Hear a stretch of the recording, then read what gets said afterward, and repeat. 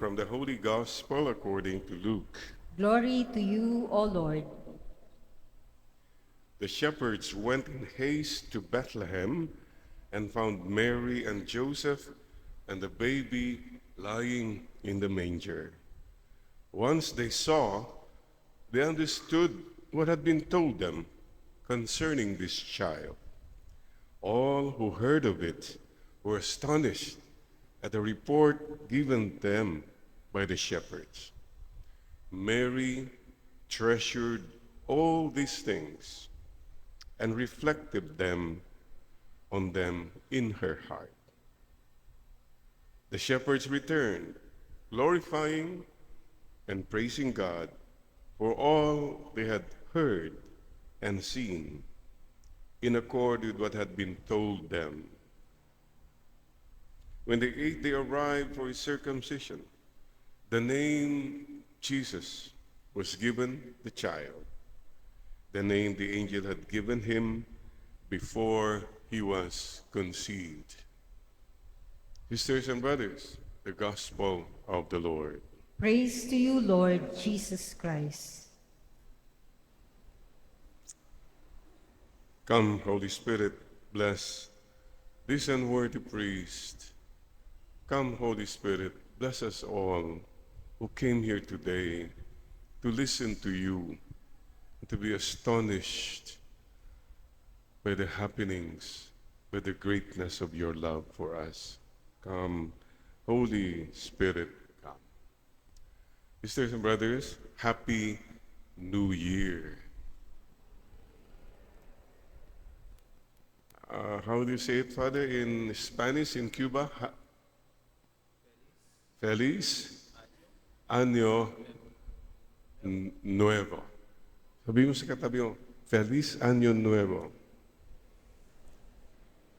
Yeah. And thank you.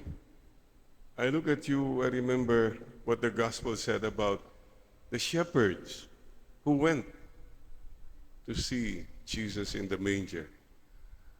You came here. Marami sa atin pagod, inaantok. You had a great night, whatever. Tignan mo yung katabi mo, mukhang puyat ba yan? At mukhang payat ba yan? So we have come here to pay homage to the Lord. Thank you. And it's a journey. Ito nga, journey. Alam nyo ba, last year, may dumating na naman na bisita sa Mission House. Dinalaw ako. Ang bihira. Ang kulit. Hindi umaalis. Pangalan niya? Sipon. Sipon. Yun, dumating last year, kahapon. Sinama pa yung kanyang pinsan. Sino? Pangalan? Sinat. Ang daming may sipon at may sinat. But you know, sisters and brothers, these are part of the journey. Okay, we start the journey. This is part of the journey. Sickness, difficulties, part of the journey lang yan. Anong pinaka-importante sa journey? Mga kapatid, when you go on a journey, one of the first things you check is, anong dala-dala mo? As we start the new year, ano mga dala-dala mo sa puso mo? May I remind you that 2026 is finished. 2025, sorry. Tapos na. It ended yesterday. Tapos na yun. Ano man nangyari sa 2025, huwag mo nang buhatin uli. So one of the things perhaps we can all offer to the Lord today, travel light. Maglakbay ka na magaan ang puso. Ano mang mga heartaches mo, mga issue mo last year, leave it in God's heart. Lord, bahala na po kayo. Iniiwan ko na po yung lahat in your heart. Forgive na. They are all forgiven. Hindi ko nabubuhatin yung mga sama ng loob ko, mga galit ko, mga nakautang sa akin. Naku, yun, iba yun. So whatever it is, excess luggage, wag na. Yung kailangan mo lang for the journey. Okay? Please do that. Return back. After you encountered the Lord, go back wherever you're going, light ka na. Magaan na po. Second, for the journey, mga kapatid, I'll give you time now just to, whatever is that bothered you so much sa 2025, would you offer that to the Lord now? Bahala na po kayo sa problema kong yun. Bahala na po kayo sa taong yun. I leave them all in your heart. Trouble light. Number 2, importante sa journey, saan ka ba pupunta? Where are you going? Direction. What's this year all about? Ano ba talagang direction mo? Eh kung direction mo ay, this year dapat marami akong pera. This year kikita pa ako. This year magiging sikat pa ako. Teka muna, yan ba ang gusto mo this year? Perhaps you can say, Lord, ang wish ko lang this year, number 1, good health. To be more healthy, to live more healthy. That's a direction. Very good direction. Number 2, to be more happy. Oh, ang dami kang blessings. Pero you're not happy. You're always angry. You're always in a hurry. Marami kang ka-argument. Marami kang kalaban. Marami kang issues. Teka muna, is that the direction you want to take this year? My plans for you are those that will lead you to peace and prosperity. What is God's direction for you? Yung mga bagay na hindi mo na dapat patulan, huwag mo nang patulan. Choose your battles as you journey to God's heart. Today, we remember Mama Mary, the Mother of God. The first day of the new year is always consecrated to Mary, Mother of God. So please don't forget her. Her only agenda was Jesus. Her only agenda in life was her son, Jesus. Siguro gawin nating mas agenda natin si Lord. Hindi yung sarili natin, hindi kung sino-sino dyan. Lord, I'll be more focused in my journey to your heart. Okay? And may I suggest sa journey natin, GPS. May GPS ka ba? Global Positioning System. Para hindi ka mawala. Waze ba tawag yan? You have to consult palagi yung Waze, yung GPS mo. What is GPS for us? In our journey, don't forget God's presence in silence. God's presence in silence.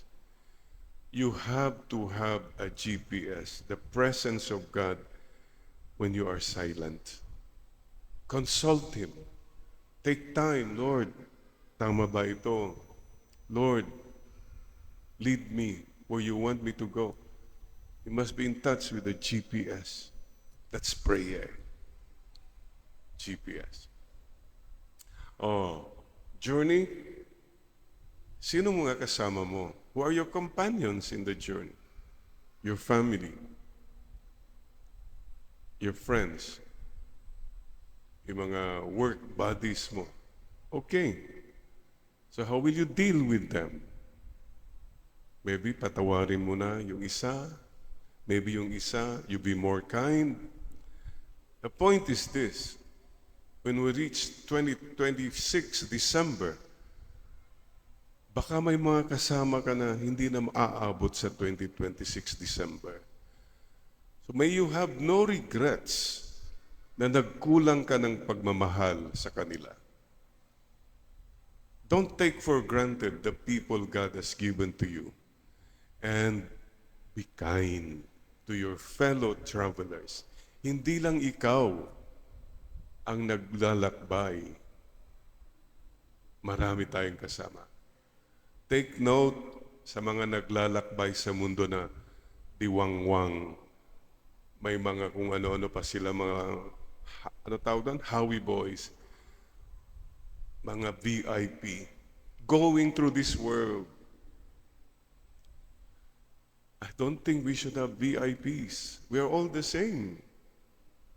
Huwag po sana tayong, dahil sa atin, nadidelay yung iba. Di ba, the driver's prayer? May no one be hurt as I pass by. Don't throw your weight around. Stay humble. Journey through life with peace. The Japanese culture is simply that I do not inconvenience anyone. Wala akong naapektuhan sa buhay ng iba. So they're courteous. They're polite. Mindful. Journey. Be kind. And one more thing po. Journey with joy. Happy New Year. First word, happy. Oh, happy ka ba? Tignan mo nga yung katabi mo, mukhang happy na ba siya? Wala lang, New Year lang. Nakalimutan yung happy. Huwag na yung happy, Father, basta New Year. Sisters and brothers, choose. I keep saying this. Choose to be happy. Mama Mary could have been a miserable person.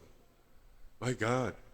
Sa lahat ng mga pinagdaanan niya, she could have been a very miserable, angry person, complaining person, negative person. But she chose to be happy. What was the secret of Mama Mary? Magnificat. My soul magnifies the Lord. What is the secret? She made God bigger. Magnifying glass, remember? She made God bigger than her hurts, her pains, her sickness, her trials.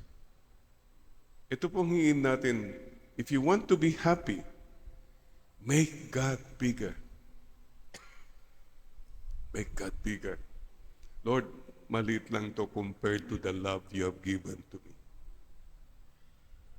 Sana po ganun ang mindset natin. Sisters and brothers, we bow our heads. We have started our journey. We have started with the Lord and with Mama Mary. We're asking the Lord, first of all, for the past, all that has happened, thank you, Lord. Maraming salamat po. Good or bad, happy or sad, today, I just want to say, maraming salamat po, Lord. And for whatever will happen this year, Lord, I trust in you. Gratitude and trust. Bahala na po kayo. Stay with us.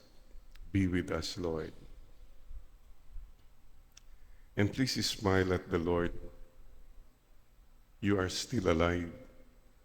Marami pong hindi na nakatuntong sa 2026. We woke up this morning. Thank you, Lord. Be grateful. I end with a prayer of Thomas Merton. My Lord and my God, I have no idea where I am going. I do not see the road ahead of me. I cannot know for certain where it will end, nor do I really know myself and the fact that I am following your will does not mean that I am actually doing so. But I believe that the desire to please you does in fact please you. Lord, I hope I have that desire to please you in all that I do. And I hope, Lord, that I will never do anything apart from that desire to please you. And I know that if I do this, you will lead me by the right road, though I may know nothing about it. Therefore, I will trust you always, though I may seem to be lost and in the shadow of death. Lord, I will not fear, for you are ever with me, and you will never leave me to face my perils alone. This is our prayer as we begin our journey in this new year of 2026. Feast, Solemnity of Mary, Mother of God, and our Mother. P.S. Sana Lord, bless our beloved country, the Philippines. May we become a better country, a better nation in all aspects. In Jesus' name, amen. Sisters and brothers, don't lose hope. And let's give courage now to one another. Happy New Year, Happy New You, one with you in our journey, all the months of the 12 months of 2026. Amen and amen.